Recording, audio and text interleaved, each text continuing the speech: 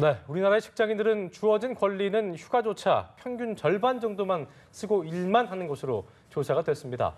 연차를 다 사용하지 못하는 직장 내 분위기 때문이라고 하는데 휴가를 많이 써야 경제가 살아난다는 분석이 나와서 눈길을 끌고 있습니다. 네, 보도국 취재기자와 함께 자세한 이야기 나눠보겠습니다. 네. 이경태 기자 나와 있습니다. 네.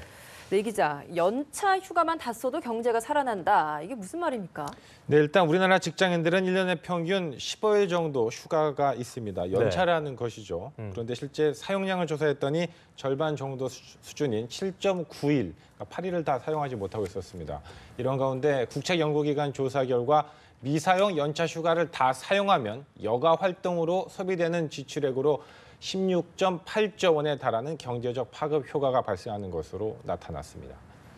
휴가를 가서 이제 숙박비를 쓰고 외식을 하고 또 오가면서 뭐 교통비, 톨게이트비 또 세금이니까 말이죠. 이런 것들을 다 합치면 그런 금액이 나온다는 건데 여기에 이제 생산 유발 효과까지 합치면 29조 3천억 원, 부가가치 유발액은 13조 1천억 원, 또 고용 유발원 그 효과는 21만 8천 명의 경제적 효과가 있는 것으로 이렇게 분석이 됐습니다. 네. 이 효과를 보니까 소나타 46만 대 또는 삼성 갤럭시 노트 4 1670만 대 생산 시 발생하는 경제적 효과와 같았다. 이렇게 분석이 되고 있습니다. 네, 소나타 46만 대로 하니까 이해가 좀 확 되는 것 같은데 예. 어쨌든 한마디로 휴가를 좀 써서 그 소비되는 지출액으로 경기 부양 효과를 노린다. 뭐 이런 얘기인 것 같은데요. 조사를 어디서 한 겁니까? 네, 문화체육관광부와 한국관광공사의 의뢰를 받아 산업연구원이 수행한 연구 결과입니다. 네. 만 20세부터 59세까지 민간기업과 공공기관 근로자 중 재직기간 1년 이상인 임금 근로자 1,000명을 대상으로 실시한 설문조사와 중소기업하고 대기업 인사복지 담당을 대상으로 하는 심층 면접을 통해서 이루어졌습니다. 연간 휴가 사용일수가 5일 미만이라는 응답이 전체 33.5%, 그중 전혀 사용하지 않았다는 응답도 11.3%에 달했습니다. 그렇군요. 1년 동안 휴가를 한 번도 사용하지 않았다는 비율이 11%를 넘었다고요? 그렇습니다. 좀 많은 것 같은데 외국 사례랑 비교를 해보면 좀 이게 어떻습니까? 네, 경제협력개발기구 주요국의 평균 휴가일수가 20.6일, 휴가 사용률은 약 한 70% 이상이었습니다. 통계상으로 보면 OECD 국가 중 한국의 노동시간은 연간 2,113시간으로 멕시코 다음으로 세계 2위입니다. 가장 그 유럽에서 일을 적게 한 나라는 독일인데 1,371시간 정도로 한국의 거의 60%밖에 되지 않습니다. 하지만 임금은 세금 전 기준 한국의 거의 1.5배 수준으로 시간당 임금은 이렇게 따지면 거의 2배 넘게 차이가 납니다. 독일은 1년에 30개 정도 휴가 연차가 주어지는데 우리보다 훨씬 더 많이 쉬고 돈은 우리보다 더 벌고 참 부러운 이야기입니다. 네, 이 얘기 들으면서 부러워하시는 분들이 많지 않을까 생각이 드네요. 자, 독일의 사례를 언급해 주셨긴 했는데요. 독일도 한때는 주 6일 근무한 때가 있었다면서요. 예, 그러니까 뭐 독일이니까 그렇지 않느냐 하지만 사실 독일하고 우리가 비슷한 그 제조업 기반의 국가거든요. 거기도 굉장히 일을 많이 하는 그런 강도 높은 노동을 하는 국가인데 2차 세계대전 이후 패전 국가로 전락할 당시에는 이제 주 6일 근무를 했었습니다. 굉장히 오래된 얘기고 그 이후 이제 주 5일제가 정착이 됐고 야근 문화도 그렇게 없어졌습니다. 지금은 기술 발전이 이렇기 때문에 사실 재택근무라든지 원격 근무 등이 충분히 가능한 상황이기 때문에 그렇게 해서 독일이 됐는데 사실 한국도 독일 못지않게 그런 기술 발전과 IT 기술들이 있기 때문에 사실 이제 직종에 따라서는 재택근무나 원격근무 또 우리는 또 교통이 좋고 국토도 좋고 하기 때문에 이런 것들도 이제 좀 고려를 해봐야 되는데요. 하지만 현재 우리 분위기는 직장인의 그 직무고과를 얼마나 그 고생을 좀 하느냐 아니면 얼마나 회사에 오래 앉아 있느냐 얼마나 헌신하느냐 이런 것들에 대한 평가를 하는 문화이기 때문에 이건 쉬는 것도 아니고 일하는 것도 아니고 그런 비효율적인 시간이 생기면서 선진국들과 이렇게 큰 근로환경 격차가 점점 벌어지는 건 아닌가 이런 생각이 듭니다. 그러면 실제 조사에서 직장인들이 휴가를 안 가는 이유는 좀 어떤 것들이 많이 나왔나요? 예, 뭐 여러 가지 이유들이 있었는데요. 뭐 예상 밖의 대답들도 있었습니다. 일단은 절반 가까운 사람들은 직장 내 분위기가 일단 갈 분위기가 아니다. 이게 44.8%였는데 그 뒤로는 이제 업무 과다 또는 대체 인력 부족. 또 연차 휴가 보상금을 차라리 받겠다. 이런 응답도 있었습니다. 심지어 연차 휴가 사용이 불필요하다는 응답도 16%가 됐는데 오히려 쉬락을 해도 난 휴가 필요 없다. 이랬는데 이 연령대가 역시 따지고 보니까 50대에서 높게 나타났습니다. 그러니까 그 아버님 세대들이 집에를 안 가는 겁니다. 그리고 쉬는 문화를 체득하지 못한 세대가 아닌가 이렇게 그래요. 이런 또 생각도 좀 듭니다. 30, 40대는 그런 응답을 안 할 텐데 50대는 역시 그런 응답이 나타났군요. 네. 자, 50대라면 지금 뭐 얘기하신 대로 그 직장에서는 뭐 어떤 뭐 부장급, 임원급이라고 할 수 있을 텐데 이분들이 그 쉴 필요가 없다고 생각을 하니까 부하 직원들이 휴가를 가겠습니까?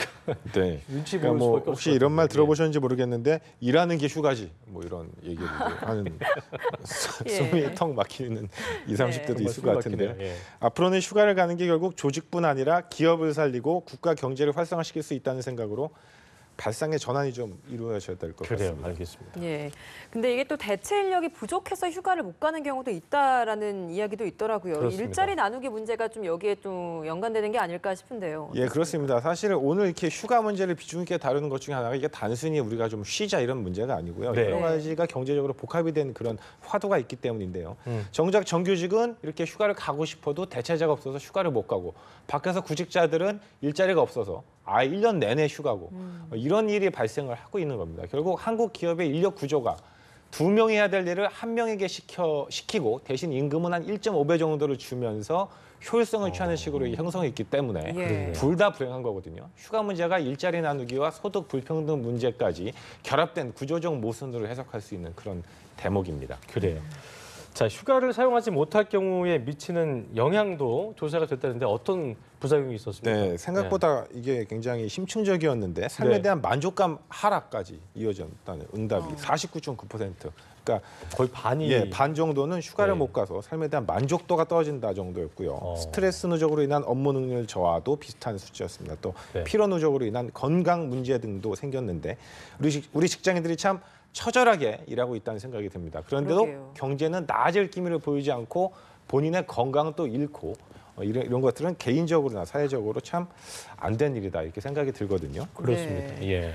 뭐 푹 쉬어야 일도 또 열심히 하고 또 그렇죠. 일을 또 능률도 잘해야 있겠죠. 일의 능률도 또 오르고 이럴 텐데 이걸 좀 못하는 것 같습니다. 휴가 사용이 또 짧다 보니까 이제 휴가를 멀리도 해외로 나가는 것도 좀 어려울 것 같아요. 국내 여행이 좀 많다고 하던데요. 예, 평균 패턴은 대체로 이런 식이었다고 합니다. 연차 휴가를 3일 정도 쓰고 주말을 붙여서 5일 정도 쉬는 것이 일반적인 예. 그 패턴이었는데 그거보다 아마 좀 더 쉬면 눈치가 보이는 게 아니었나 이렇게 생각이 들어요. 근데 다만 이제 36.8%가 이제 국내 여행을 선호한 것은 다행인데 해외 여행을 가겠다는 사람은 이제 16%에 불과했지만 예. 문제는 국내 여행은 74만 원을 쓰는 데 비해서 해외 여행을 한번 나가면 239만 원을 쓰거든요. 예. 결국 만약 휴가가 그렇다고 길어진다면 국내 여행보다 해외 여행을 떠날 가능성이 높아지기 때문에 결국 무턱대고 휴가가 길어진다고 내수가 살아나는 건 좀 아니냐. 그럼 뭐 그럴 수 아닐 수도 있다. 뭐 이런 지적도 좀 나오고 있는 그러게요. 그런 상태입니다. 결과적으로 저희가 작년부터 이 달력 보시면서 이 날을 기대하시는 분들이 계신 것 같은데 예. 10월 그 추석 때 연휴 엄청 길잖아요. 이때 그렇습니다. 10월 2일이 임시 공휴일로 지정이 되면서 최장 10일짜리 추석에 대한 기대감이 높아지고 있는 상황인데 이때 해외로 엄청나게 나갈 것 같다는 생각이 드는데 어떻습니까? 네, 최장 10일짜리 추석이 지금 가시화되고 있어요. 왜냐하면 그렇습니다. 10월 1일 공휴일로 지정하겠다는 게 뭐 새 정부 대통령의 공약이기도 했고 말이죠. 네. 그렇기 때문에 그렇게 되는데 사실은 말씀하신 것처럼 열흘 쉬는 김에 한번 내가 멀리 나가보겠다 그렇죠. 이렇게 될 경우 지금까지 우리가 했었던 그 휴가를 써서 경기 부양하겠다는 효과가 굉장히 반감되거든요. 한국은행에 따르면 관광수지 적자가 올 들어 한 달 평균 10억 달러 정도 계속 매번 적자를 기록하고 있습니다. 외국인이 한국에 와서 쓴 돈보다 우리 국민이 해외여행에서 쓴 돈이 이만큼 더 많다는 의미인데요. 이런 것들을 좀 고려를 해야 될 것 같습니다. 그러겠네요. 예. 네, 뭐 결국 휴가를 떠나려고 해도 돈이 있어야 하지 않냐 이런 볼멘 소리도 나오고 있는데요. 기업 입장에서도 경기도 어려운데 휴가만 활성화한다고 이게 좀 해결책은 아니다 이런 이야기도 하는 것 같습니다. 네, 그렇습니다. 결국 뭐 휴가를 가고 싶지 않은 사람이 어디 있겠어요. 근데 돈이 없어서 못 가는데 이게 그렇죠. 무슨 얘기냐 이런 지적도 있는데 좀 전에도 리포트 있었지만 최저임금이 올랐지만 현재 월 계속 157만 원 수준으로 1인 가구 최저 생계비로 분석된 210만 원에 여전히 부족합니다. 또 예. 휴가는 대기업 직원만의 잔치일 뿐 이를 장려할 수 있도록 중소기업 직장인은 상대적 박탈감만 심할 것이라는 지적도 있습니다. 무슨 얘기냐면 다 같이 못 쉴 땐 몰랐는데 예. 막 쉬라 그러니까 대기업만 더 쉬어버리면 차라리 다 못 쉬는 게 낫다 이런 생각을 할 수도 있다는 거예요 중소기업에서. 예. 그렇기 때문에 박탈감만 심할 것이라는 지적도 상대적 있고요. 박탈감은 커진다. 예, 그렇습니다. 예. 뭐 예를 들어서 택배 기사 같은 분들 굉장히 고생하시는데 이분들이 뭐 열흘 쉴 수 있겠습니까? 그렇죠. 업무적인 특수성 못 때문에. 쉬죠. 예. 하지만 이제 산업화 시대의 쥐어짜기식 근무 환경으로는 이제 더 이상 한국 경제가